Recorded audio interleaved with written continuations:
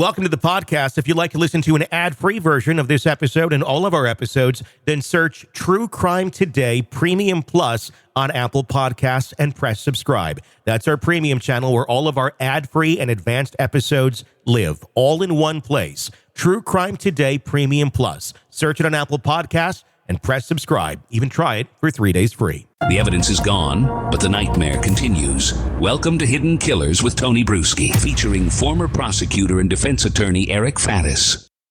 Richard Allen's fate hanging in the balance as we're recording this piece right now. He's accused, of course, being of the Delphi murderer category. We'll see if a jury believes that, as that is where it's sitting right now in their hands. They may already have the verdict by the time you're watching this. Joining me to discuss the case itself and how it's all played out up until its final moments, Eric Faddis, defense attorney and former prosecutor.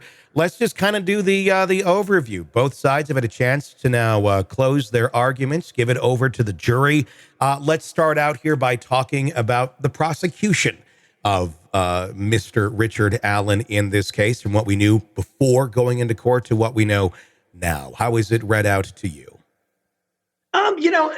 It's a bit lackluster to me, especially when you consider some of the bluster pretrial where they're talking about, oh gosh, we have 60 plus confessions. That's a slam dunk, right? Well, when we start to hear about the circumstances of the confessions, the timeline of the confessions, and with that, the questions that raises about the reliability of the confessions, I think that is a less strong case. And even when I was talking with Nancy Grace, and she is pretty pro-prosecution, she saw the holes there too. And so if I was a prosecution, I'd be a little worried. The prosecution came out with a lot of interesting pieces of evidence. They did, in fact, eventually play some of the audio from Richard Allen and video from behind bars. We've not heard it in the public, but people who have been there have relayed, of course, their accounts of it. They also played video of early interrogations, of early phone calls, of early interactions with Richard Allen. And from everything I've heard from anybody who has been in that courtroom, they sounded quite different. From a alert, concerned Richard Allen to a very almost, just robotic Richard Allen, saying, I did it. Not, I didn't do this. I mean, and of course, the story changes from I had nothing to do with this to I did it, tell everybody I did it. Just, did the prosecution go too far? Did they play too much? They had a lot of evidence, but is that, in fact, going to kill their case because they're showing every side of Richard Allen here, including a psychotic one? Well, jurors are pretty smart and they're pretty perceptive. And so if you're showing two sides of the same person that are visibly contrastable. Like you can see the visible differences in his mental state in the early interviews as compared to the later confession statements. I just think that a juror's going to put that together and say, hey, something is different between these two things. Did Richard Allen have a come to God moment and want to get something off his chest? Maybe that's what the prosecution's going to argue. But I think that there are some things in terms of how the confessions came out and the circumstances of them later that the jurors are really going to raise some eyebrows about. People do sometimes feign mental illness or what have you when they're behind bars. So it can be looked at as, well, they're crazy. There's something wrong with them. But the extremes to which Richard Allen went to, and including their own expert that they brought in, said he's not feigning this. I mean, he's literally eating his own feces. He's eating the Bible. He's running his head into a wall, all while intermittently saying, I did this in a monotone voice, and being, basically held captive with no sense of anything on the outside and basically tortured by guards saying and taunting him while he's away. It's kind of understandable why he was in the state that he was. Do you think everybody is going to believe in that jury box that, yeah, he was in fact, he went psychotic because of what they were dealing with and what they were putting him through? It's tough. Anytime you have a confession that is so hard to overcome, even if it's under questionable circumstances, because, the conventional thinking is, why would a person ever admit to something horribly heinous they didn't do? But when you talk about him being in solitary confinement for a long time, when you talk about him feeling railroaded, feeling hopeless, feeling like, what else can I possibly do? It starts to make sense. Like, hey, I'm going to tell these people what I think they want to hear. Mm-hmm. And especially as my own mental health is visibly eroding. And so what does that confession really mean at that point? Yeah. I want to talk about some of the evidence as well that the prosecution brought up, and I'm interesting. I'm very interested in how they're qualifying some of this evidence, specifically the state trooper that confirms the voice matched Alan. Now that's his testimony. The voice matched Alan. Is that all it is? Is it just him going up there going, I listened to it. I think the voice matched Alan. We didn't hear anything else, as far as I'm aware, that there was like any sort of technology used to actually verify this. Anybody can just say, yeah, I think this is the guy. That's not any sort of verifiable proof. It's a guy making a claim. But that seems to be what they're sitting on, that it matches Alan's voice in a very inaudible way. Yeah, I mean, it would be so much more compelling if they did some kind of like audio analysis and they said, hey, here are the pitches of Richard Allen's voice. Typically, you could even do like an AI analysis of his interviews and say, hey, here's the ranges within which he speaks. Here's sort of his cadence, and is the audio from that video consistent with that? But no, it's just a dude up there saying, yeah, it kind of sounds like him.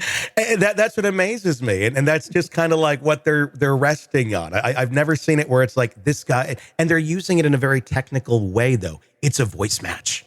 No, it's not. It's someone's opinion. It's a guess. There's nothing that says that. The ballistics is the other thing, and that's being argued on both sides. Of course, the prosecution saying, yeah, look at this unspent round really matches Allen's Sig Sauer pistol. The problem with that is it's not a very complete science. Could have been in another gun and, matched that too pretty accurately if it's the same type of gun. How strong do you think that is playing to the jury, and the fact that the jury now knows that bullet was there after you had 30, 40 officers trampling through the place, and then, they found it then? Oh, yeah. And this type of ballistics analysis has never been that compelling to me, especially when you hear it in court. It's really a person getting up there and saying, hey, like some marks on the back of this bullet look like what I might expect them to look like from this gun. So it's got to be from this gun. But that's clearly there's some holes there. And I am not at all persuaded by the ballistics analysis in this case. Yeah, I mean, speaking of holes, there's just so many holes in the prosecution's case. Were you expecting that they were going to have something up their sleeve that we were just sitting here going, they must have? They're being so bold in front of this case and just denying everybody's motion. It was either they have nothing and they really want everything that could possibly show he's innocent not coming to light other than what already is going to be there because our case is so weak, or they have something really amazing. It feels like it was the latter. Yeah, I really expected, especially in this type of an intimate, gruesome murder where there's a stabbing, you would expect some kind of DNA forensics. You would expect that if he brutally murdered and stabbed these and slit the throats of these two young girls, there would be some DNA transfer. There would be some hair that would get on to them, or some of their hair that would get on to him, or some kind of biological connection to what happened, and there is none. Well, speaking of the hair, that was an interesting point, too. And I think what their explanation was spoke so much to how incompetent this investigation was. You had people just commenting, well, we thought it might be a family member.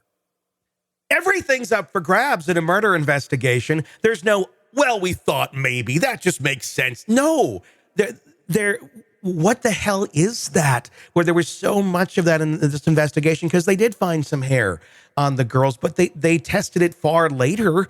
The initial reaction was, yeah, it's family, it's this or that, on a body. I mean, what is that? Just inexperience? Is that just, the podunk police department that just doesn't know what the hell they're doing, and they're just trying to do the best they can with what they have, including the limited knowledge and experience they have? In a high-level murder investigation, you've got to dot your I's and cross your T's, because these are questions that the defense is going to explore if they're good. They're questions the jury is going to have. And so the prosecution, you want to try to answer those questions in advance, anticipate what they're going to be, do the analysis, and have an explanation to give to the jury. Here they didn't really. It was just kind of like, oh, like we eyeballed some stuff and like, oh, this makes sense to us, so find this guy guilty. That's not enough, man. Yeah. Let's go over to the defense of Richard Allen. I know we've been kind of arguing that along the way as we talk about the actual prosecution, but yeah, those confessions are a big thing. And having that psychologist come in who wasn't talking to podcasters, who wasn't researching the case, who wasn't biased, seemed to have a pretty solid, explanation, a pretty solid background as well. Who do you think probably read better to that jury? The defense psychologist that talked about him, or the one that, had the tainted history? That's the thing is the defense psychologist is more unassailable. They didn't have the bias or apparent bias that the prosecution side did. And on top of that, it was so critical to have that because, like I said, intuitively, we think, hey, no one's going to confess to something they didn't do. And I thought the defense psychologist did a good job of explaining in a digestible way how that could actually happen after a series of horrible events that Richard Allen has been through. It's it's been very surprising to see just kind of how some of these things have played out and what's read better. Initially here when the defense was going in and right before this case started, we're all looking at this going, gosh, it feels like they stripped them of, any defense that they could have. But I guess that wasn't so bad when there's not much of a prosecution either. It turned out both were playing with half decks, it seems, of what they were allowed to, except the defense actually had some real stuff that just wasn't allowed into the case. Yeah, and that's a big potential problem. So there's case law in most jurisdictions that says that the judge cannot preclude the only defense that defense is running. If they have one sole defense, and here, arguably it was the Odinist defense that someone else was involved in this, and Judge Gold prohibited that. Mm-hmm. When you prohibit the only sole defense, that is a real potentially reversible issue on appeal. So even if there is a conviction, Richard Allen still has a number of outs on the backside. He's got, as I've always been saying in this case, he has the get a new trial free card, almost guaranteed. That's if he is convicted. And like I said, the jury may have already decided by now, by the time you're listening to this. But let's say he does get off and they do find him innocent because there's a tremendous lack of evidence here. What kind of case does he have against Delphi for round 2 of this, where it's Richard against them? Oh, totally. There are potential civil rights claims that he can bring, that anyone can bring. Mm-hmm. If there is what's called malicious prosecution or abusive process, and it's really the government realizing some problems with the case, waiting 5 years to even bring it. Mm-hmm. And then failing to establish that a person was guilty after he's been held in solitary confinement for God knows how long. He will certainly pursue civil avenues after this, and it could bankrupt the small governmental municipality of Delphi.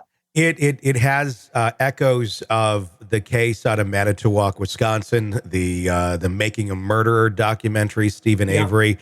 Where there were the accusations of murder against him. He was even found and put away, and then they found evidence that exonerated him, and he got a $1 million some judgment against the city. And then the city, that's a lot of money for Manitowoc. It ain't a big place. Been there many times. He killed Teresa Halbach back here in his junkyard, and we know how that has all been sitting, never having to make the payment on that bill. I don't know. It's just going to be an interest. It reminds me of that. So I would say to Richard Allen, I'd be a little bit concerned if you do get off.